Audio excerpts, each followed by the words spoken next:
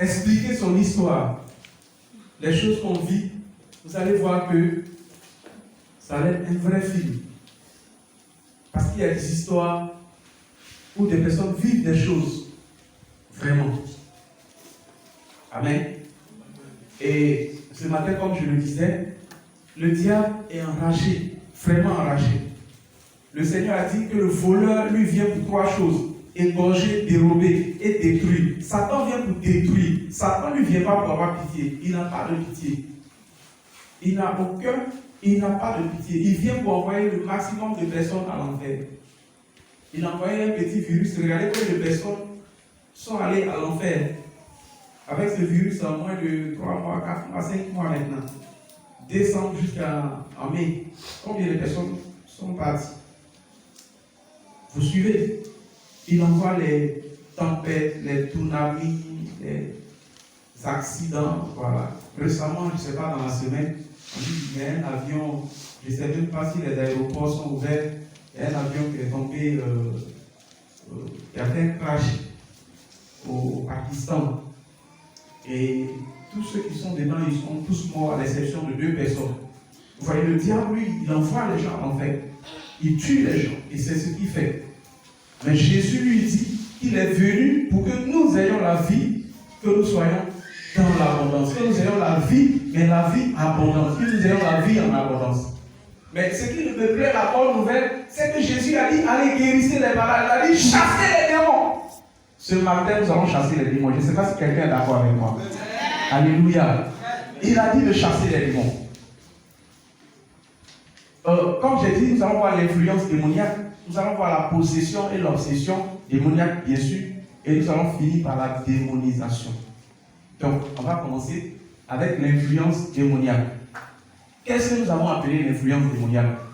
Je voulais bénir le nom du Seigneur pour 2 personnes. En fait, hier, j'avais beaucoup de problèmes. Quand je voulais traiter ce thème, c'est vrai que je faisais des recherches, je priais et tout ça. Et j'ai appelé 2 serviteurs de Dieu et je leur ai dit, aidez-moi. Voilà, le pasteur Djeka et puis le pasteur Aoulou, je leur ai dit, aidez-moi parce que je suis en train de réfléchir sur le message de demain. En fait, l'influence, ce que nous avons appelé l'influence, c'est que le démon là, il n'est pas assis dans la personne. C'est une influence extérieure. C'est-à-dire le démon, il est ailleurs. Il envoie des pensées. Il envoie des choses. Il fait l'effort de bloquer. Il fait l'effort de t'empêcher d'avancer. C'est ça qu'on appelle l'influence. C'est-à-dire qu'il n'est pas encore assis. Il veut s'asseoir. Mais il est dehors. Et dehors déjà, il essaie de contrôler, de pousser, d'empêcher d'avancer. C'est ça que nous appelons l'influence. Donc, l'esprit n'est pas encore là. Mais pourquoi l'esprit parvient à influencer? Il parvient à influencer quand il envoie des pensées qu'on accepte. Parce que Satan envoie des pensées. Et ce qui fait que souvent il y a cette influence-là, c'est parce qu'il y a eu un péché. Soit un péché que toi-même tu as commis, ou bien un péché que les parents ont commis. Quand j'ai dit toi-même, vous voyez, nous allons y revenir tout à l'heure. J'ai parlé de certains péchés, on va y revenir. Mais avant, je vais donner un exemple. Vous voyez par exemple un péché comme l'avortement. Quand tu as fait l'avortement une fois dans ta vie, tu as donné du sang. Parce que l'avortement, on ne le sait pas. Mais c'est une adoration inconsciente. En faisant l'adoration, on donne du sang à un démon. Les démons qui se nourrissent de sang, tu leur donnes le sang. Et c'est comme s'il y avait un lien, un secret entre toi et eux. Et ça fait que le démon dehors, même quand il n'est pas en toi, à cause de ce secret, à cause de ce péché, à cause de cette chose, à cause du sang qu'un jour tu lui as donné, il peut t'influencer depuis l'extérieur. À cause aussi de ce que les parents ont adoré. Parce qu'il passe par le sang. Il passe par un contact. Il y a eu quelque chose. Ce matin, il faut que quelqu'un soit révolté en entendant ces choses. Parce qu'à la fin, nous allons prier. Il faut que nous puissions prier. Vous voyez, Ce que nous appelons influence, ce n'est pas forcément que le démon il est là. Mais le démon peut avoir une corde. Il peut avoir une chaîne. Je ne voudrais pas qu'on utilise des personnes. Vous voyez, ma corde a 2 bouts.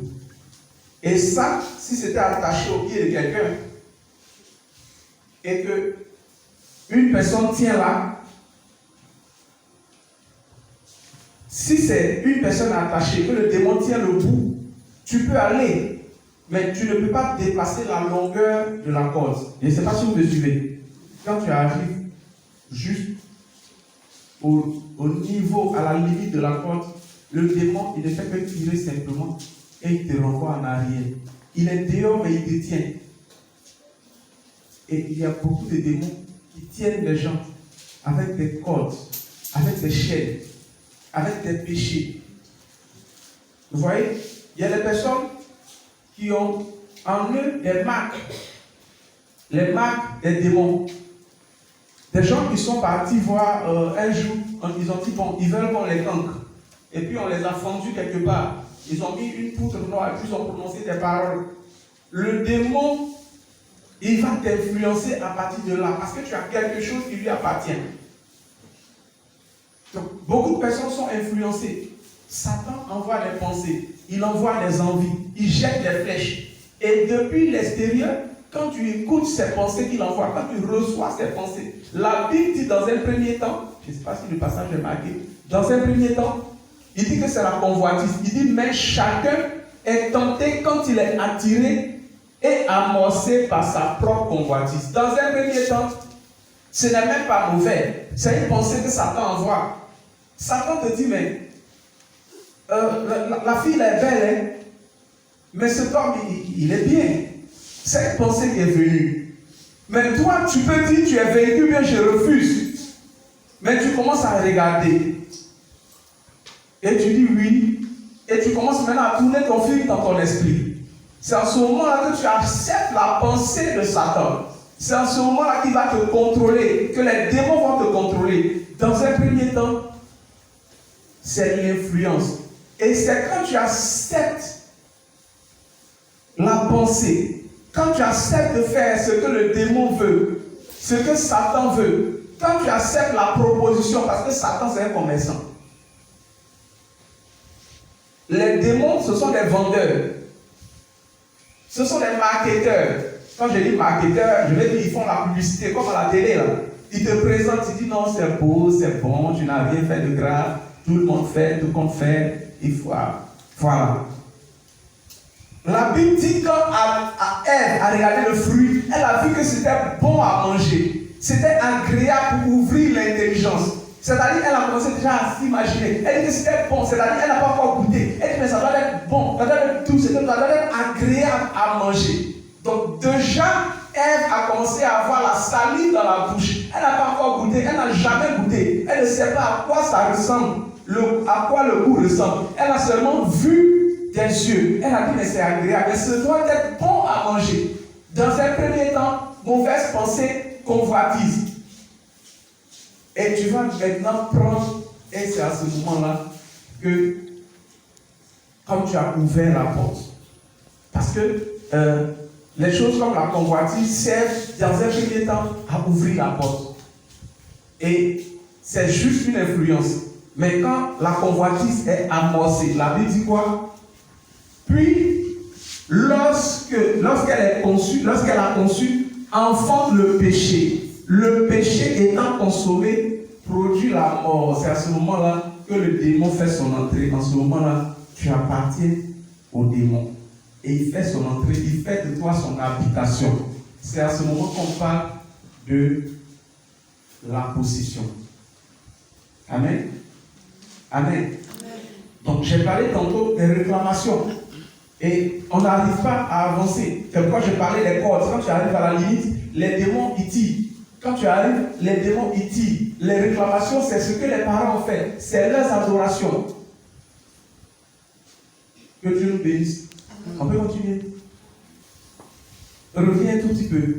Ce passage-là, pourquoi ils disent, C'est David qui parle. Il dit, ils ouvrent contre moi, ils disent, ha ha, nos yeux regardent. Les démons, ils se moquent, ils disent, ha ha, nos yeux regardent. Pourquoi les démons se moquent? Le démon là se moque parce que il sait que sa corde là, sa chaîne là, quand tu vas arriver au bout, la limite là, lui il connaît. Il dit, bon, ça c'est, quand je regarde là, ça c'est zèle de une semaine. Parce que le démon, il a mis la limite déjà, et lui, il connaît la limite. Est-ce qu'on va se laisser limiter par les démons? Est-ce qu'il n'y a pas lieu de se révolter? La possession et l'obsession. C'est quoi la possession? La possession, c'est quand le démon fait son entrée. Vous voyez, quand je lis la Bible me dit que vous êtes une habitation de Dieu. Tu es le temple de Dieu. Nous sommes le temple de Dieu. Je suis le temple de Dieu. Tu es le temple de Dieu. Mais malheureusement, il y a beaucoup de personnes qui sont le temple de Satan. Les démons habitent en eux. Non seulement là, le démon habite en eux, mais le démon là, il chie là-bas, il pisse là-bas. C'est-à-dire le démon habite. Alléluia. Laisse-moi rire un peu. Non, on n'est pas fait pour que les démons soient en nous. On ne vit pas pour que les démons, tu n'es pas là pour que les démons soient en toi. Il ne paye pas le loyer. Il ne paye pas maison pour rien comme ça. Lui, il est là. Il te rend la vie difficile. Tu te sens lourd. Tu te sens lourd.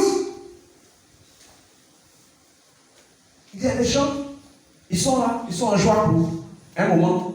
Et puis après, leur joie s'en va. Parce qu'il y a un esprit qui les manipule. Il y a un démon qui joue avec eux. Un démon voleur de joie qui est assis. Tantôt il met l'amertume. Donc quand tu en joie un peu, tu ris un peu, il refait surface, il apparaît, il met la joie, il met la colère, la haine, tu es un peu bizarre. Et les gens disent, ah, il a quoi, qu'est-ce qu'elle a? On dit, son génie est venu encore, quand ça vient là, elle parle pas avec les gens. Parce que quand c'est comme ça que sa chose là est là-haut, et tout le monde sait à la maison que ta mauvaise humeur, c'est difficile à gérer. Mais ce que les gens ne disent pas, ils ne disent pas que son démon est venu. C'est un démon que Satan a envoyé. Nous, on va écraser ça, on va marcher dessus. Nous, on déteste les démons parce que Jésus nous a donné l'autorité pour les broyer. On va les écraser, ce démon, on va le chasser de ta vie. Il a dit, tout pouvoir m'a été donné dans le ciel et sur la terre. Et il a dit, je vous ai transféré ce pouvoir. Il dit, je vous ai donné le pouvoir de marcher sur les serpents. Le pouvoir qu'il a reçu, là, il nous a donné ça. Ce démon doit être chassé au nom de Jésus. Ce voleur de paix et de joie, nous allons l'écraser, le chasser. Le feu va accompagner dans les ténèbres au nom de Jésus. L'heure de la délivrance a sonné. C'est pas normal que les démons continuent de nous maltraiter. C'est pas normal. C'est pas normal. Qu'est-ce qui fait que les démons viennent? Je m'avais dit que les démons ne mangent, ne se nourrissent que de péché. Toi, tu vis en mangeant le riz, en mangeant le pain, l'igname, le manioc, la banane, je ne sais pas trop ce que tu manges. Mais le démon, lui, il se nourrit de péché. Et le péché est une invitation pour le démon. Pour que le démon s'asseye, la chose qui fait que les démons s'asseyent, qu'ils vivent dans les gens, c'est le péché. Une personne qui ne se livre pas au péché, les démons ne peuvent pas être en toi. Si le démon est assis, c'est parce qu'il y a un péché. Si le démon est assis, c'est parce qu'il y a une contact. Si le démon est assis, c'est parce qu'il y a une idolâtrie, il y a une adoration. Si le démon est assis, c'est parce qu'il y a une invitation. Tu l'as appelé ou même tes parents l'ont appelé. Frères et sœurs, nous on est fatigués de voir des choses bizarres, d'entendre des histoires bizarres dans la vie des chrétiens. Des gens qui disent non, je suis enceinte, la nuit, mon ventre est vide, je vois que il n'y a rien, et puis vers le matin, vous bébé, la grossesse là réapparaît. Enfant là sort pour aller faire sorcellerie la nuit. Frère, c'est ça là qui nous énerve. Alléluia. Des histoires façon comme ça. On dirait film hip-hop, mais c'est vrai, et les gens vivent. Et on vient nous raconter ça tout le temps. Moi j'entends des histoires comme ça tout le temps, parce que je prie pour les gens tout le temps. Je reçois des gens qui disent non, moi j'ai couché avec 10 pasteurs, moi là je me promène dans les églises, voilà ce que on est fatigué. chrétien, même il est à l'église, il dit non, démon là souvent ça est dans mon dos, après il apparaît dans mon cou, après bon ça est dans le corps, on dirait quelque chose marche là-bas, après ça est dans la cheville, on est fatigué des démons qui se promènent dans le corps des gens comme ça. C'est le péché qui fait qu'ils sont là. Il faut repousser, il faut refuser le péché. Ils entrent à partir du péché. C'est le péché qui est la porte. C'est ça qui fait qu'il est là. Sans péché, il ne peut pas être là. Le péché est une invitation. Quand tu pêches, c'est comme si tu lui as écrit une lettre pour dire viens dans ma vie. Quand tu cliques sur les pages pornographiques de WhatsApp, de Facebook, de je ne sais pas, de YouTube là, tu es en train de les inviter comme ça. Quand tu prends la commande de ta télé, et puis tu zappes, et puis tu sors sur Trace, tu es en train d'appeler les démons de la luxure, de l'impudicité, les esprits de la sirène, tu es en train de les appeler.